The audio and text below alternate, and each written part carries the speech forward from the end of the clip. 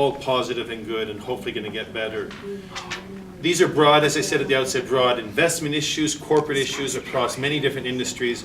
But for anyone who's working on mining-related issues in Canada, Mining Watch plays a central role in so many of our struggles on so many of these issues. So Ramsey Clark, I've invited Mining Watch to come and make a few comments about these cases and then the broader mining-related issues. Ramsey Clark. Thanks, Greg. Ramsey Hart. I was going to let it go. It's an honor. It's okay. For that you get taped. It's good to be with you tonight. Thanks for coming. It's good to be with you on the territory of the Mississauga, the New Credit, and here in Toronto. I just want to start by saying a few words to Angelica in Spanish, if that's okay. Quisiera darle la bienvenida otra vez a Canadá. Me da mucha pena que tiene que llegar hasta acá para luchar para la justicia.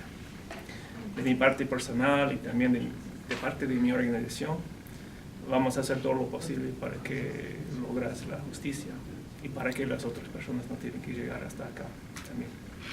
Gracias por su coraje.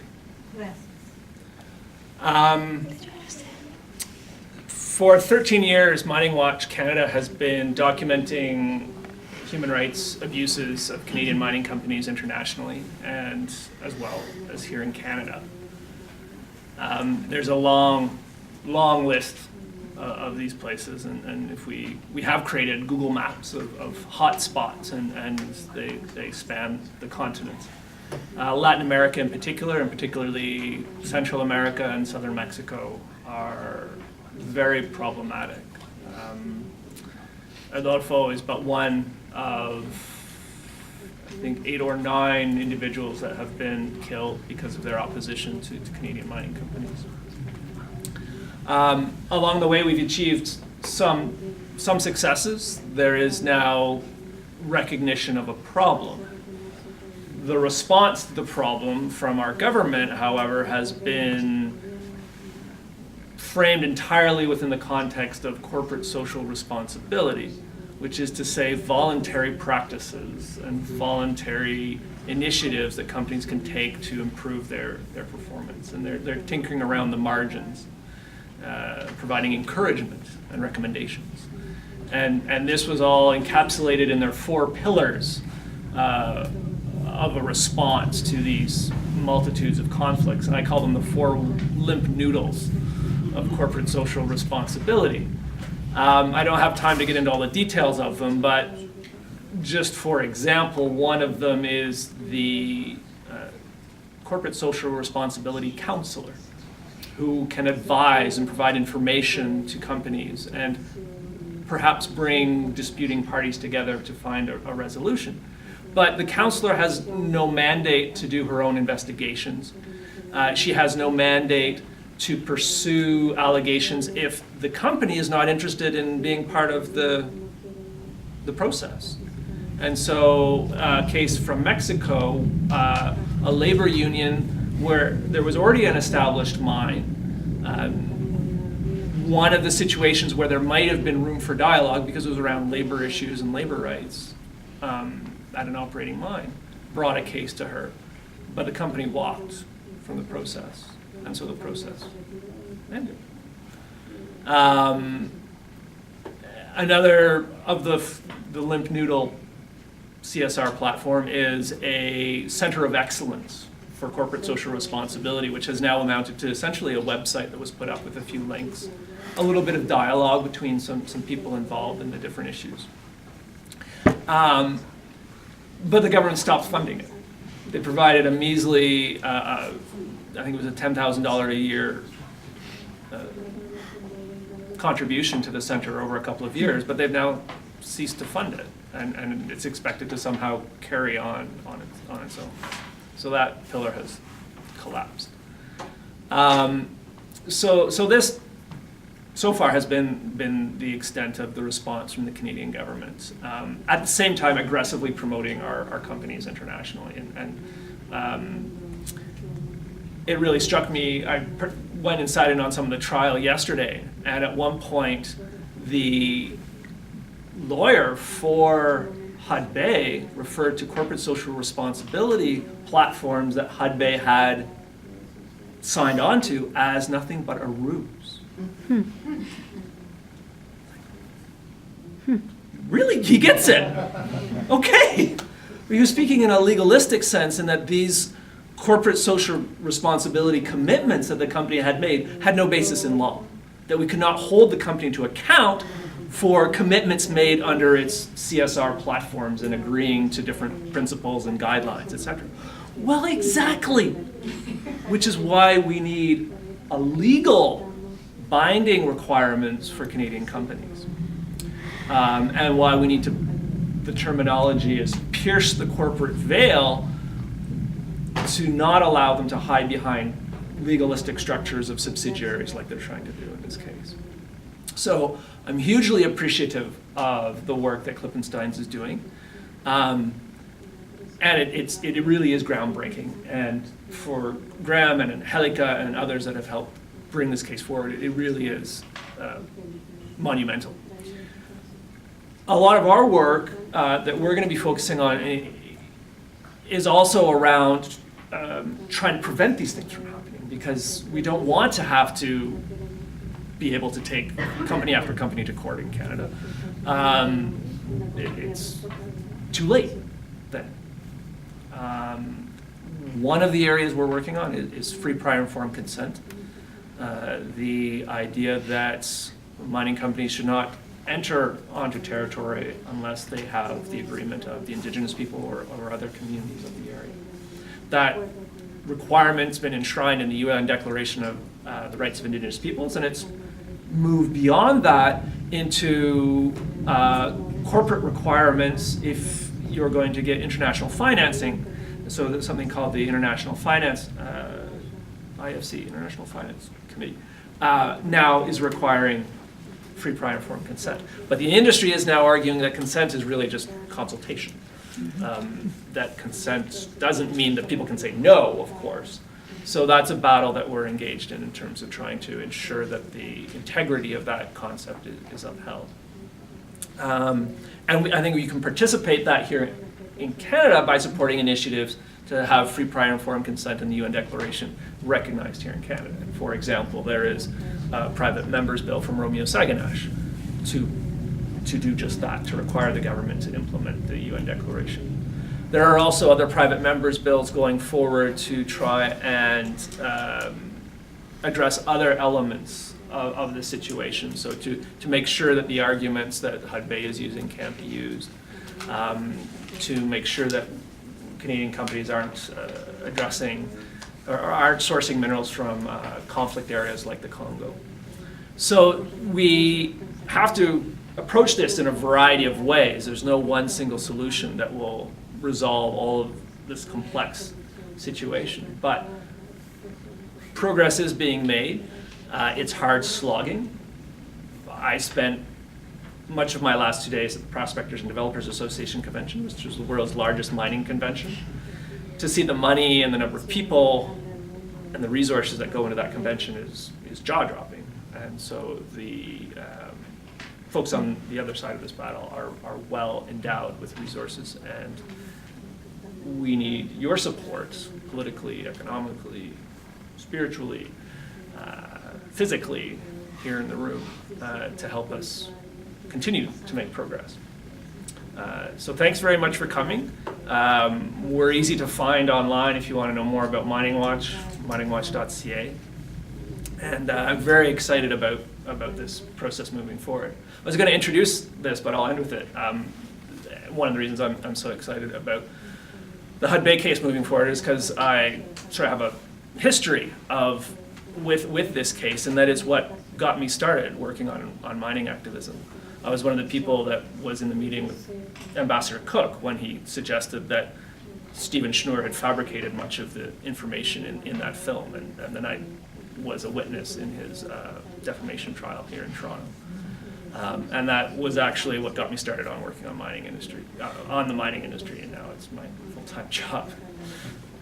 Sort of glad about that sometimes, not so much, but that's the history I share with this struggle. So thanks, Graham, for the opportunity to share Mining Watch's perspectives on these issues, and welcome maybe a bit of time for some questions as well.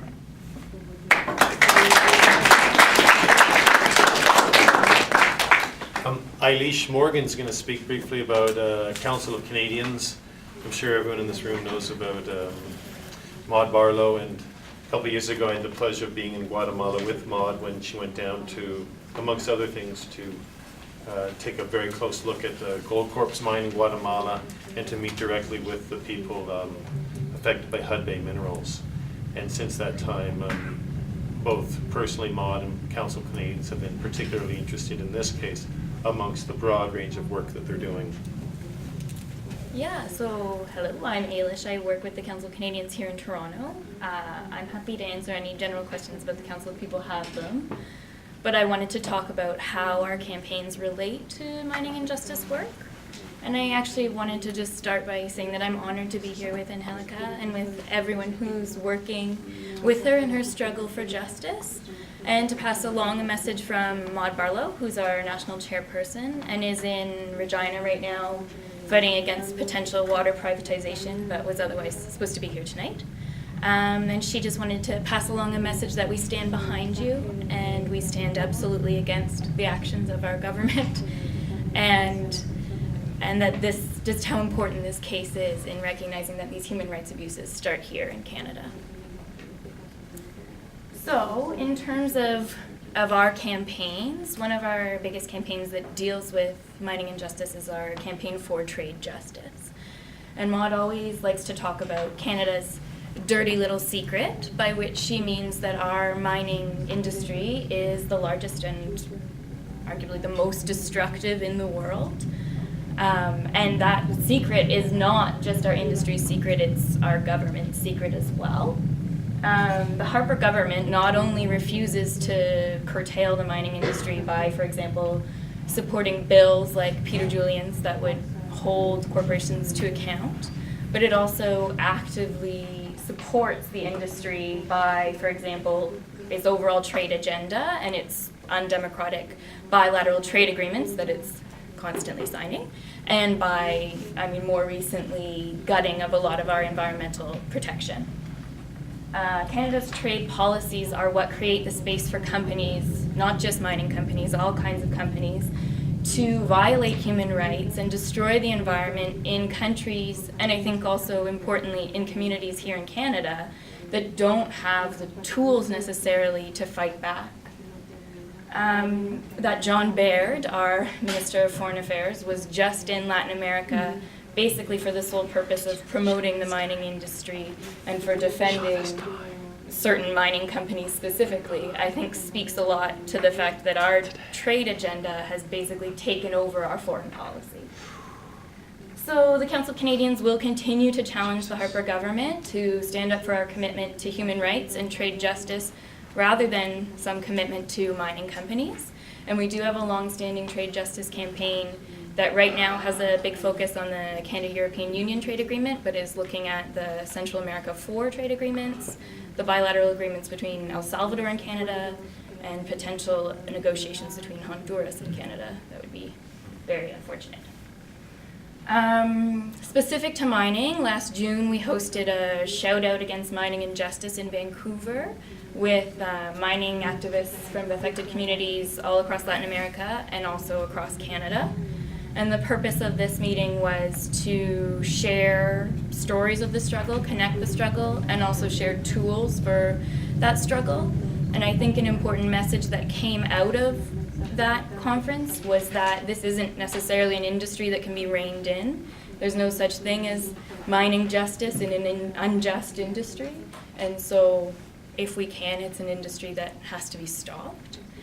And so for that reason, we also support initiatives like in El Salvador, where they're pushing for a full-scale ban on metallic mining within their borders. They currently have a moratorium and they're trying to push it towards a full-scale ban. And I'm sure many of you will know that El Salvador is currently being sued by the Canadian company Pacific Rim for being denied a permit to mine in a community in El Salvador. And Pacific Rim is suing for $100 million in damages against El Salvador, which is Central America's smallest country. And this is just one extreme example of how companies, and not just mining companies, are using an unfair trade model and these investor-state mechanisms to not just bully, but to avoid accountability for their actions in countries around the world. And I wanted to take this opportunity to mention that on March 19th, Vidalina Morales, who's from La Mesa, which is El Salvador's national roundtable against metallic mining, will be in Toronto to speak out against Pacific Rim and to get support for El Salvador's ban. So I can give people more information about that event if they're interested. And she's speaking out about the ban because if El Salvador can get this ban, it'll be a really strong model for a region where there have been moratoriums in place and they have been violated. So the difference that a ban would make could be huge. And I also want to take this opportunity to mention that we will be helping with other organizations to organize a fact-finding mission to El Salvador to help Canadians learn the truth about Canadian mining, and anyone is welcome to join on that fact-finding mission. So the last thing that I wanted to bring up is, I think what the council is known for is our campaign on water and access to water. And so we have been using our campaign on the human right to water to fight the mining industry. And Canada, not just in our mining industry destroying water the world over, is still one of the worst in terms of securing the human right to water, not just abroad but in our own country. And we do now have a UN-recognized right to water, and while Canada was one of the last to acknowledge it, it has now acknowledged that we do have a right to water.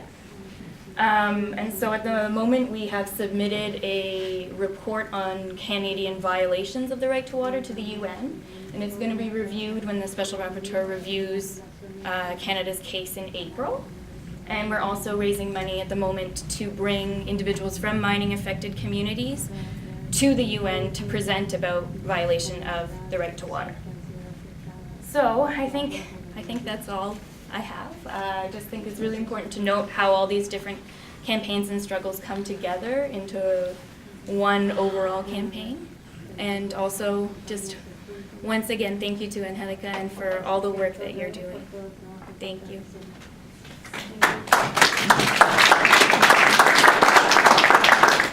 So Sakura Saunders is going to speak next, and she'll introduce herself and the work she's doing with the different groups. I'd like to add just two short points about El Salvador and Pacific Rim. When we said at the outset that there should be many cases in our courts, Pacific Rim would be one of them. At least 5 people have been killed in the struggle in El Salvador, resisting the Canadian mining company Pacific Rim, and there's been no justice, certainly in Canada, for any of those deaths. The second thing to be said is that when they say that Pacific Rim is suing the government of El Salvador for $100 million, which is true, it's also a bit of a misnomer because the court itself is the World Bank. So the World Bank, which is a bank that invests in mining and resource extraction around the world, also has an office down the hall, figuratively, saying we resolve disputes, as if the World Bank itself were some sort of fair arbiter on this. So I do encourage people to learn more about the Pacific Rim struggle, but as one more example of how messed up a lot and overlapping a lot of these issues are. Sakura. Thank you very much, Graham. And like many people, I want to start off by thanking Angelica, because the struggle that you're fighting is larger than the justice for your people and your husband and everyone in El Salvador. It is an issue that definitely mining companies around the world are taking notice of.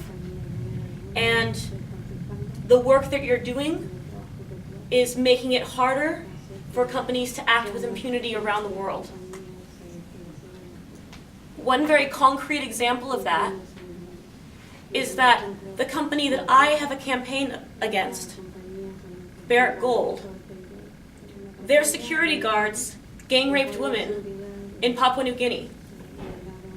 For years previous to Barrick finally admitting to this, we brought impacted community members to their annual general meetings to complain about these gang rapes. And the gang rapes continued. It wasn't one event, an eviction, but it was a perpetual eviction of the small-scale miners, the alluvial miners, that would continue to mine in the waste, in these waste rivers. And because they were trespassing in the mine waste dump, basically, they would get shot, they would be arbitrarily detained and beat up, and if they were a woman, they would be gang raped. And so, because Barrick had to agree to an investigation because of these voluntary principles, they didn't agree to it until Human Rights Watch was on the case, because Human Rights Watch is also on the voluntary principles of the UN. But when Harvard Law was on the case, they could just ignore that obligation that they had. But when they, did have to allow an investigation, the investigation found that, of course, these allegations were very credible, and they were able to name employees that were involved specifically, and so Barrick had to fire those employees and admit this level of guilt.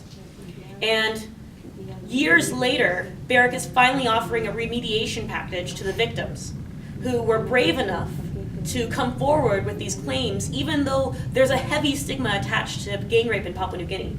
You do get, rejected by your husband and things like that, and they're really horrific stories that they told of being forced to swallow the condoms afterwards and things like this. And this is multiple people that had the same exact story. So Barrick finally offered them remediation on the condition that they would sign away their future rights to sue. And I think it's because of this case.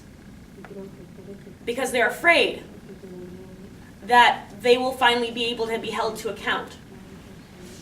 Another thing I want to talk about is something that I was impressed with the Hudbay case. And it makes me even more impressed with Angelica's bravery in coming forward, which is the level of assumed impunity that these companies have when they're operating in countries abroad. So the example I have for Hudbay is the fact that the head of security killed Adolfo in broad daylight and didn't even have the wherewithal to leave town afterwards. He stuck around town for at least a month. At least a year. A year afterwards, there we go. And had Adolfo's son followed home from school by the security guards of Hudbay. So, not only did he feel completely comfortable doing this in broad daylight in front of many witnesses, but he felt comfortable intimidating the family members that were left behind with this injustice. One example for Barrick, they were caught burning down a hillside. They housed police who, motivated by situation reports presented by Barrick, burned down a hillside of houses that happened to be next to the mine site. Amnesty did a follow-up report, showed that there was evidence that at least 130 houses were burned down. Barrick at the time said, according to their, records, 50 temporary huts were dismantled. I can't believe they even admitted to that. But what the Amnesty report doesn't mention is that after the villagers had their houses burned down, they rebuilt. And they got them burned down again. And then they rebuilt again. And then they got them burned down again. And I'm just saying this because it's insane. I don't want, that's an insult to insane people. It's incredibly arrogant, I guess, would be the word. But you would want to come up with some harsher word than that to describe how they allow people connected with their companies to work abroad. And,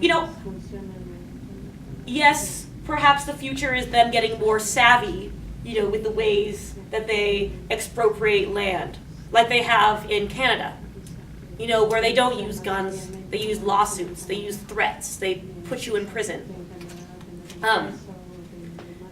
But I think that this arrogance is the pride before the fall, the hubris. And cases like Angelica's are bringing this to the surface and disgusting people. Barrick's comments about gang rape being a cultural habit in Papua New Guinea, which is what he said to dismiss the fact that he should take any responsibility for his employees in that region. That disgusts people, and it should. And I think that the behavior of these companies is disgusting. And I don't think that we should, get cynical and, turn our heads away from the facts because we can't take it anymore. We can't take another horrible story. There's still people out there that think that the mining companies are great. I just went to a CSR panel with Barrick, and with Barrick and Goldcorp CEOs, and they were just like, you guys all know that we're great. We're preaching to the choir. What we need to do is we need to be able to communicate this outside of these rooms. And it was just assumed that they were wonderful and cheery and that they were leaders in this CSR revolution. And it was disgusting. And so when you read this stuff and when you hear these stories, I just don't want you to feel defeated by it, but I want you to feel empowered by it. And every time you get outraged, make it a goal to get at least 10 other people outraged as you are, and then show up when there's protests and, because I really do feel like the tide is turning. And the documentation that we have is so grounded, that they can't say anything. All they can do is ignore it, try to bury it, whatever. And, I think that people wonder why I'm like as positive as I am when, I obviously have an extremely high tolerance for bad news because I'm reading it all the time and then I'm rewriting it and putting it out there again and packaging it in different forms. But I have to say that in the past, 6 years working on these issues in Canada, I've just seen a big shift, where there's so much more awareness. Barrick is associated with evil.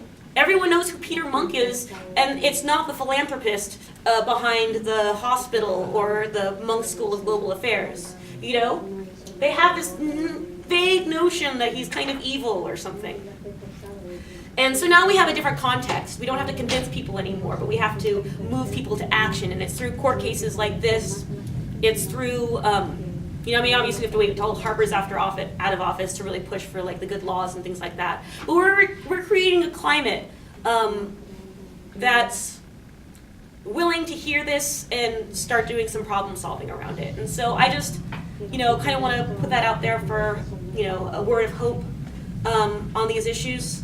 And I also work with the Mining and Justice Solidarity Network because I had a campaign against Barrick, but I can't really confine.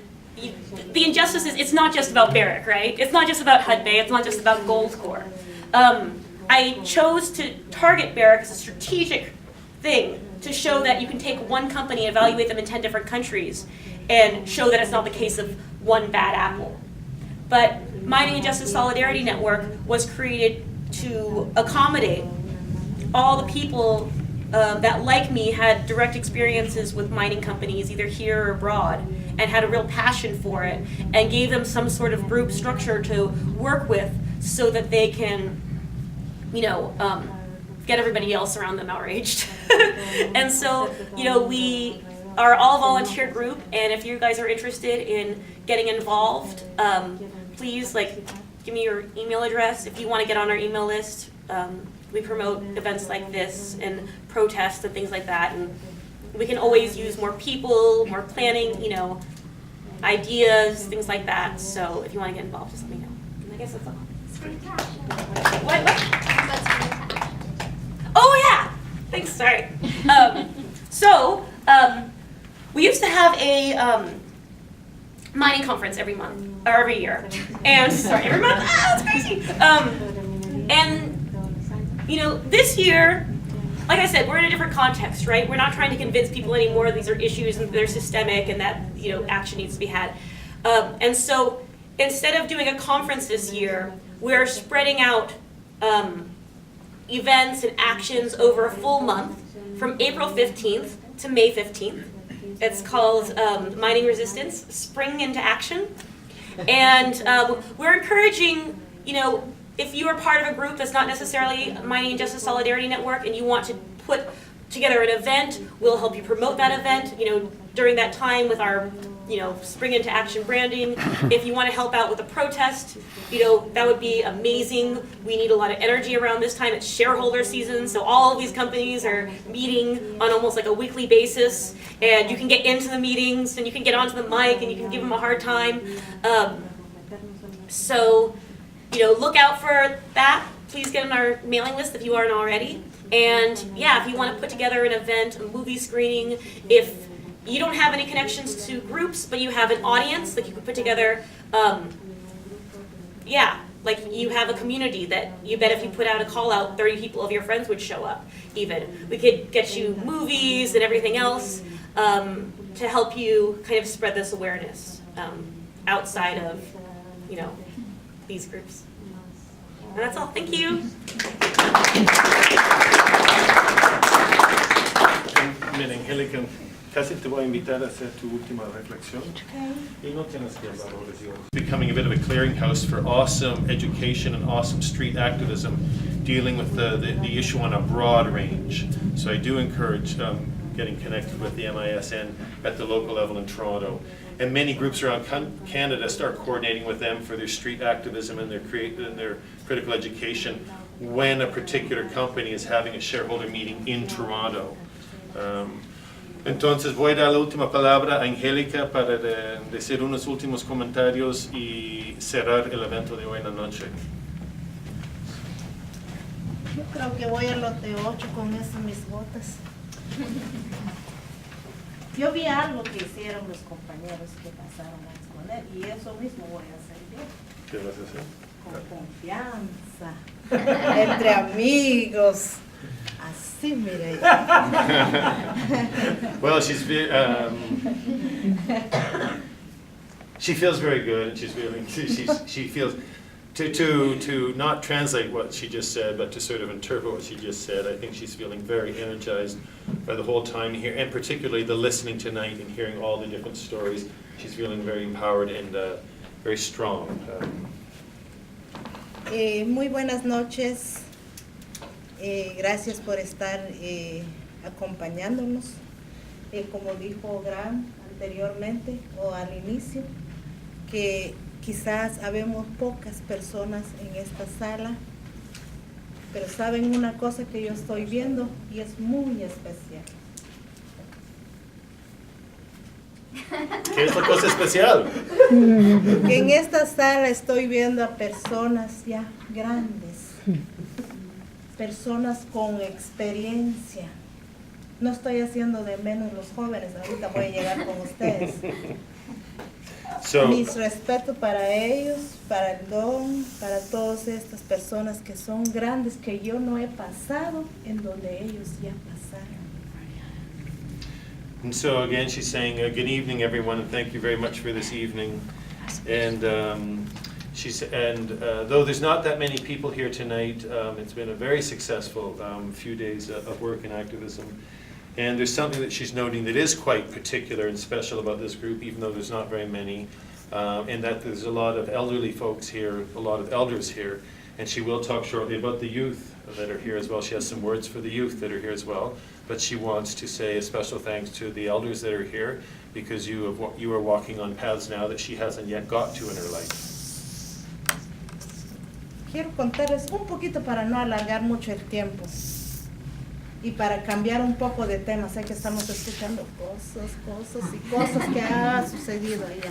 Bueno, mi cultura allá, se lo he contado a Gran, como padres de familia, nosotros recomendamos mucho a nuestros hijos cuando ellos ya están creciendo, que se acerquen más a las personas, o sea, más que todo a los ancianos, personas ya mayores, para que ellos agarren la experiencia, los buenos consejos que ellos dan. y es de mucho respeto, y eso es lo que hemos hecho. Quizás se va perdiendo un poco, pero no tanto. En las comunidades nosotros mantenemos ese respeto. Cuando un joven quiere seleccionar su pareja, primero se tiene que reunir con las personas grandes para recibir los consejos de ellos. So just to change the channel a bit here, we've been talking about things that are quite thick and heavy, and so I'd like to tell you a bit about my culture, and with respect again to the elders that are here, and that is with our parents. We encourage in our communities, we're losing this culture, this aspect of our culture a bit, but not completely at all. We encourage our children to spend time with the elders and to sit with them and just share their stories and learn from their life experiences. And it's profoundly a community experience, activity of respect for the elders. So for example, a young person, if they're starting to think about who they might get married to, they're encouraged to sort of speak with the elders in the community just to get some advice. Bueno, y para los jóvenes les digo, agárrense de los cinchos de las personas grandes para que ellos comparten con ustedes, porque sé que las personas grandes que nos acompañan en esta noche, por eso digo, es muy especial para mí. Ellos han vivido una vida en donde ustedes van a pasar, en donde nosotros estamos pasando o vamos. Yo creo que es muy rica compartir con ellos. Entonces, eso es lo que yo quiero compartir. Mis respetos para ellos, y al rato cambio de tema para darles gracias. So we tell our youth, grab onto the belts of the elderly people in our communities and learn from them and share with them. And so it is for this reason that I'm very thankful tonight for the elders who are accompanying us here tonight, because you have already lived such long lives and we learned from you. It's been very rich having you here and sharing with you. And so again, I give you my respects for being here with us. Bueno, entrando al tema, ¿verdad? De los 2 días que voy pasando, sé que ha sido un trabajo para mí muy duro, muy grande, muy delicado, pero lo hice de corazón. E incluso he estado en eventos en estos días, para mí son muy importantes. Y es lo que estamos haciendo aquí. Culminamos los 2 días de audiencia. Quizás el día de ayer fue el día más pesado para mí, como hablaron mis abogados. Y hoy, como ellos contaron ante ustedes, ¿verdad? Y hoy pues fue el día en que ellos presentaron nuestros casos, hablaron sobre nuestros casos. Y para mí, yo al escuchar detenidamente, ellos hicieron un gran trabajo.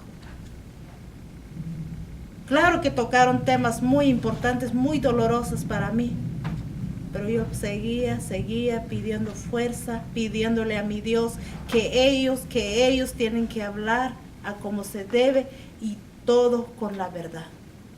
Yo estaba muy atento con ellos. So to talk to you a little bit about the past 2 days, they've been very hard days for me. I approached it with a completely open and strong heart, but it was hard. They were hard days here in Canada. Very important days here, and now we're ending it off here tonight. The hardest day was yesterday when the lawyers for Hudbay spoke. Those were the hardest days to listen to. Today was more positive when my lawyers spoke, and they did a really good job, even though they were talking about very sad things, very hard things to listen to. And I kept on talking to my God and asking for the strength for myself and for my lawyers, and to ensure that my lawyers tell the truth, which is exactly what they did. And I paid very close attention to what they were saying and what the other lawyers were saying in court. Creo que no tengo más que decirles a ustedes. Sé que mis abogados, las personas que pasaron a exponer en estos momentos dijeron todo. Gracias a ellos que me ayudaron. Yo creo que lo que me queda que decirles a ustedes, somos poco aquí ahorita. Espero que a la próxima pues llenemos este edificio. Llamemos a los compañeros, concienticémoslos sobre los casos que han sucedido, que entiendan. Quizás ellos no se han enterado de las grandes noticias que han sucedido. Yo estoy muy agradecido. Yo los invito a ustedes. Es cierto, gracias a Graham. Aquí mi llegada no es fácil. Es riesgoso, en primer lugar. Y lo otro, se nos hace difícil con lo que es el recurso económico. Si nosotros quizá tuviéramos, quizá los compañeros de las demás demandas deberían de estar aquí, pero lamentablemente no. Pero esa carga me lo llevé yo y lo tengo en la espalda y lo estoy desempeñando, representando a mis compañeros y lo estoy haciendo de corazón. Y yo le doy gracias a Dios. Yo invito a ustedes que nos apoyen con su granito de arena de ustedes. Va a ser una bendición de Dios. Sé que los va a multiplicar. Y yo espero que a través de Derecho en Acción, con Graham, con Raquel, que también pues ha estado mucho participando, ¿verdad?, en apoyo de nosotros. Yo espero de ustedes todo esto. Y otra cosa que sucedió este día. Okay. She started off by saying, I think everything's been said, and then she's gone on to say quite a bit more, and she's about to say more. But here tonight, as you've heard, everything's been said and discussed, and I thank you all. You all have helped me in what I'm doing here. And though we're a few here tonight, I know that we are many that are involved in this, and we're all helping each other keep going. And I do encourage you to do whatever you can to help outreach information about this particular case and the struggle that's going forward. And so I'm very thankful. As you know, it's not easy for me to get here. Only I could come on behalf of all of the plaintiffs, and that's an economic issue, and it's very difficult to get here. We run risks when we come this far, and plus it's a very complicated issue economically for all of us to come here. So I've come in representation of all the plaintiffs, and I've done it as best I could with all my heart. And I invite you all to support us. You can support us through Rights Action. I'm thankful for the work of Rights Action. In these days here, I'm thankful for the work that Rachel did with the street activism and her support.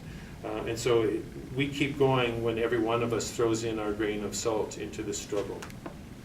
Porque yo quería decirles que la noticia, ¿verdad?, del juicio que inició estos días aquí en Canadá ya está corriendo. E incluso ya salió en la prensa libre, de un noticiero ahí en Guatemala. Mi camino corre riesgo. ¿Qué dice? La noticia que Sí, salió. ya está corriendo. Y como digo, sé que andan detrás de mis pasos, pero yo espero en Dios llegar con mi familia, sé que me esperan. Eso no les gusta a la gente adinerada, no les gusta, pero yo le pido a Dios que sea Él mi guía en donde yo pase, en donde quiera que yo pase. Sé que me va a acompañar, porque no estoy haciendo nada malo. Y espero regresar con ustedes algún día. Muchas gracias, con permiso. And so, as we learned at the beginning of tonight's events, and these are her last words, the news of these cases are now going widely around the world and across Canada, and this is a very positive thing. She was referring to a news article that was published in the Guatemalan paper today. She mentioned the Prensa Libre, but I think she was referring to Siglo XXI. There's a huge article about her case and the photo of herself with the two Klippensteins lawyer and the lawyer from from Amnesty International, a great photo with them dressed in their sort of lawyerly suits that they have to use in court, was in the paper as a photo and the article in Guatemala. And that's part of the good news of the news getting around, but at the same time, it heightens the risk for her. The powerful, wealthy sectors in Guatemala simply do not like these things and what she's doing and the struggle they're involved with. So she's letting us know this, that she's very aware of that and she feels it, but then she gets strength from and asks for strength from her God to support her. She's doing nothing wrong here. She's telling the truth and doing the right thing. And she hopes to see us all here again in the future when she comes back to continue in this struggle. Por último,